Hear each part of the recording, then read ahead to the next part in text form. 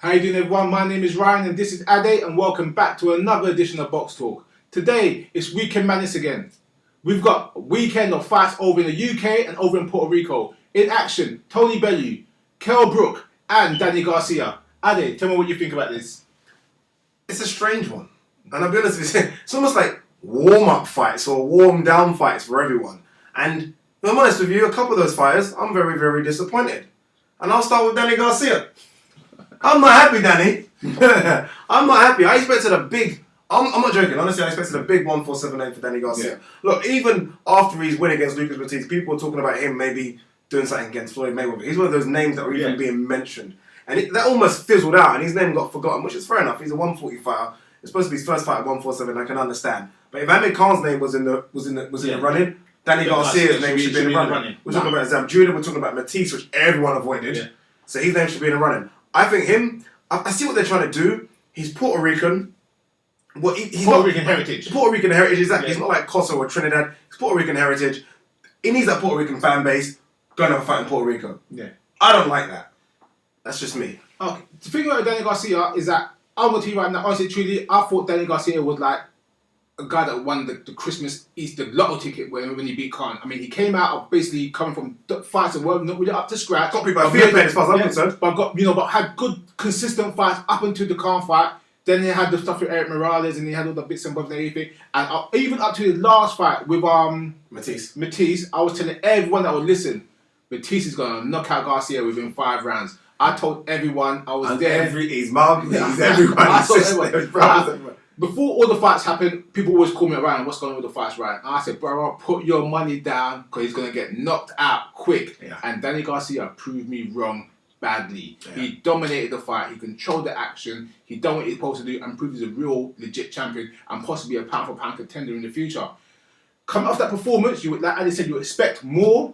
I understand the travelling, I understand the heritage, but against Herrera, I don't really think it's the fight we really wanted. Yeah, because look, he's not a mandatory. He's not a top name. It's a voluntary defence. It's the most that division. Yeah, exactly. It's the most that division. He said he's going up in weight. There's killers out there. I mean, there's and everyone can say he had a tough fight. The Matisse fight actually wasn't that tough. He dominated Matisse in such an extent it actually didn't end up being a tough fight.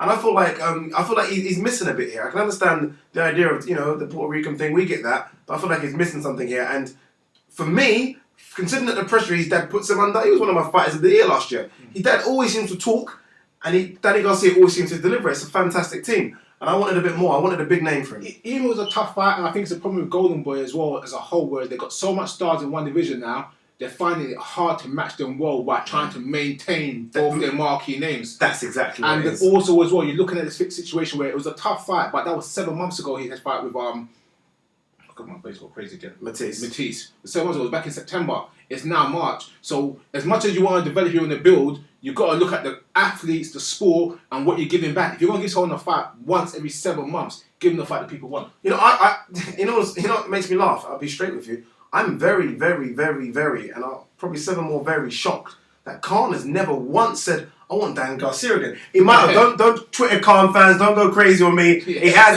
I'm just saying I don't know. And I don't seem to be shattered. He seems to be asking for Adrian Broner. Yeah. It's even the kind of Braden's Prescott. When Braden's Prescott knocked him out, everyone said, Khan, why don't you fight? He didn't seem to mention him again. Danny Garcia is a man. He's a legitimate pound for pounder. Yeah. He's got the belt. Why has Khan not asked for Danny Garcia fight again? Yeah. Let's be honest. Have you, Khan? Have you?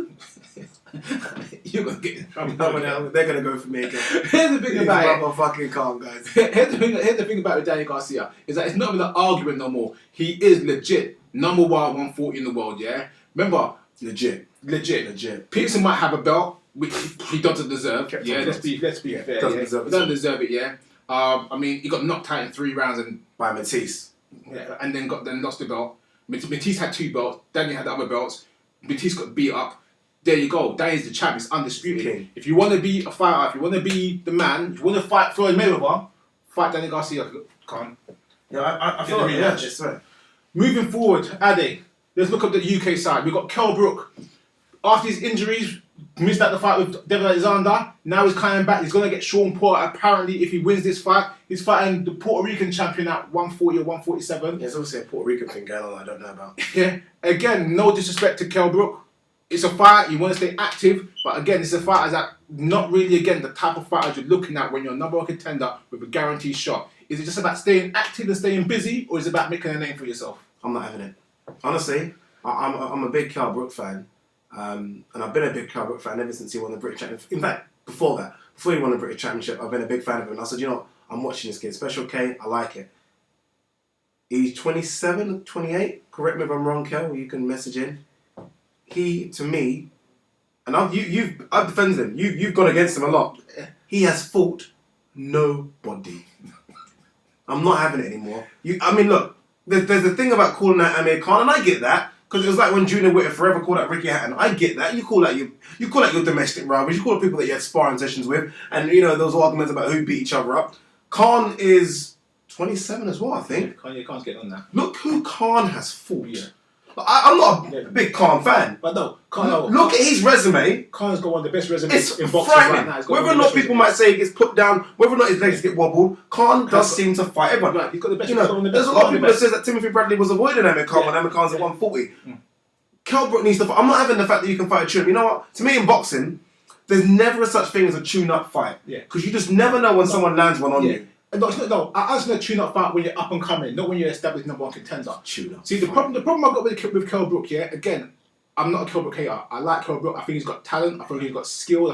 But like I said, he hasn't fought no one of substance. And like I've been quite critical of Ring Magazine's ratings for quite a while now, yeah. But Kell Brook is the only guy in the Ring ratings, yeah, that is rated above everyone else that still ain't fought no one. He's rated about number 2 or number 3 in Ring Magazine, so he's doing something. You know, it is that for me. He hasn't fought no one legit within. I don't cast Carson Jones as a top 15 guy, yeah. But Kell Brook has not fought one person within the top 15 or top 20, and for me, that's upsetting. He's got his number 1 title shot. I feel sorry for his injuries, and Alexander's injuries that caused the problems and everything, because it was the fight that we were all looking for. But to hold your number 1 contendership, to get your title shot, and you haven't fought the people it's not fair. I remember about 3 years ago, and this is how long ago we're talking, maybe 4, when they were supposed to fight Mike Jones. Yeah. What happened with that? This is how long ago we were talking. That would have been something. That would have been one name. And I said, you know, that would have been one name. Versus Prospect, undefeated, the boxer versus the puncher. And look what old Randall Bailey did to Mike Jones. So you almost missed those chances. And I feel like with the Victor Ortiz, look what Victor Ortiz come out of his little exile. Yeah. Luis Colazo's taking advantage of it. Now Luis Colazo's now back in there. You're missing chances. There was a time when Kell Brook could have fought Andre Berto. And look at the time people said it'd been a mismatch. Look at Berto right now, and look at Berto's substance is. You could say straight away, Kell Brook could have won that fight. That would have gave him legitimacy straight away. But look, okay, let's talk on the positives, look, because we're not going to just completely destroy him. Look, he supposedly has the fight against Sean Porter. Look, if the sanctioning bodies get involved in a bit more money swing and Sean Porter gets a better fight, he might relinquish the belt and fight someone else. So he might not fight Sean Porter, and then he's just going to get the merry-go-round again. Kell Brook, start fighting people. You're a very good talent, but I can't argue for you anymore because you're not fighting no one. I can't argue for you no more. Again, I always say this all the time, but like if you look at actually as a mold, as a boxer, Kell Brook's got it all. He's got speed, he's got power, he's got coordination, he's a good looking kid as well. He's marketable. Yeah, he's got all the skills you can put together. And I'm trying to say, hence the Special K. You don't have to go for finishes, but he ends the fights nicely and he puts his punches together well. He's like. You can't really criticise him as a fight except for you haven't fought the right people. Yeah. That's all you can really say about Kell Brook. And it almost leads on to the next person we're talking about, Tony Bellew. Now, Tony Bellew, at least you can say, you had Edson Miranda fight, Chilemba, and then you went Stevenson. Yeah. So those all three are recognised decent heavyweights. So you can say, Tony Bellew, he's walking, he's talking the talk, he's walking the walk. If you were to put on a pound for pound status, who's a better fighter, Tony Bellew or bloody Kell Brook? Kell Brook wins every day of the week. Every day of the week. But Tony Bellew seems like he's get out exactly what he needs to get out. Tony Bellew has somewhat people most fighters don't have. It's the heart. Oh, he puts it in there. I can't think of a fighter. I'm not joking right now. Yeah. I mean, we're talking Mickey Ward or Tura Gattin at the heart of Tony Bellew. I remember when Tony Bellew was going to fight Nathan Kennedy, before it happened, when he had to get pulled out because he couldn't make weight, yeah? He was so pissed at the press conference about the fight was going to happen. And when he got pulled off, he was even more pissed. He was like, look, I will die to make weight. And the doctor said it's not...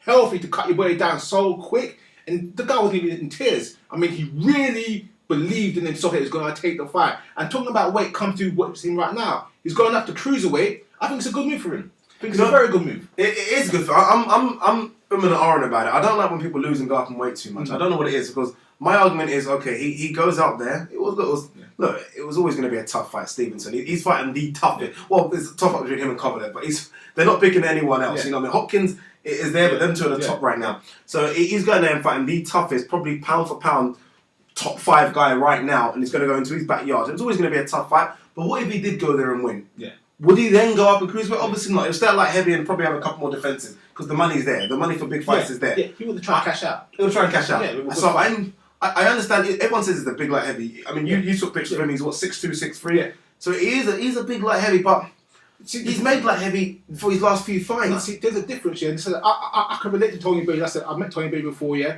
he's a big guy. He's like I said, he's my size or around my size. Yeah, and I know how much I weigh. And believe me, yeah, I ain't nowhere close to no light heavyweight. Yeah.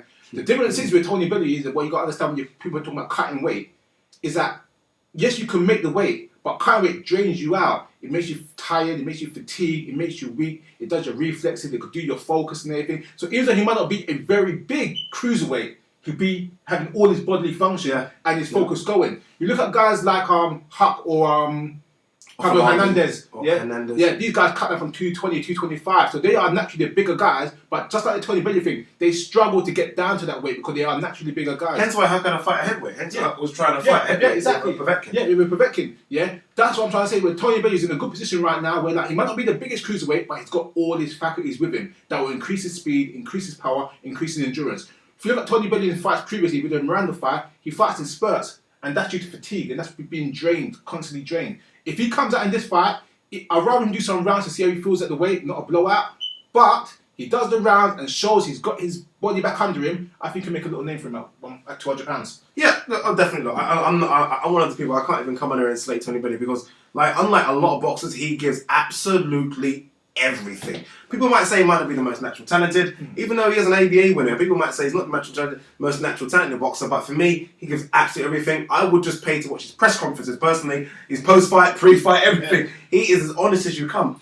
And like you say, I mean, I think him and the Welsh kid Nathan Cleverly, to me, breathe a bit of more life and energy into the cruiserweight. Yeah. Cruiserweight division was getting a bit stale. Everyone seemed to be fighting everyone. Yeah. Hernandez, to me, is the man in that division. People might say Huck, but I think Hernandez is the division. I agree. Afolabi's there. There are fights to be made. Yeah. There's money to be made, and that's what boxing's about. If I was Tony Bellew, I'll avoid some of that Afolabi. No, Hernandez. Hernandez. With Afolabi, go for Huck. I think Huck's the guy. The trading style, standing in front of you, blood and guts, that would be a great fight. Possibly type of fight of the year type of fight you'll get where both stand in the middle and bang it out straight away. Well, does the Welsh kid Nathan Cleverly, does he get a rematch with him, or do you think Cleverly's done as a boxer? I don't even know if Cleverly's even interested in boxing, like he said. We'll see if Cleverly gets back into the ring, then we'll see what happens from there. But right now, I don't think it's good to mention his name right now. But guys, what do you think? So okay, we've got Danny Garcia, we've got Kell Brook, we've got Tony Bellew, all fighting on Saturday / Sunday morning. 3 risky fights, and 3 risky fights in a sense against 3. I don't like saying no names because everyone in boxing's got a no name, but you guys know what I mean. They're fighting guys that are not too well known. So they all should come through smoothly, really. But this is boxing. Stuff happens. What do you think? These guys come through smoothly? I mean, is it easy wins? Does Tony Bellew show that he really is a name at cruiserweight? Does Kell Brook shake off the rust and get ready for Sean Porter? Does Danny Garcia continue the run he's been on, which is a very, very good run? Guys, tell us what you think.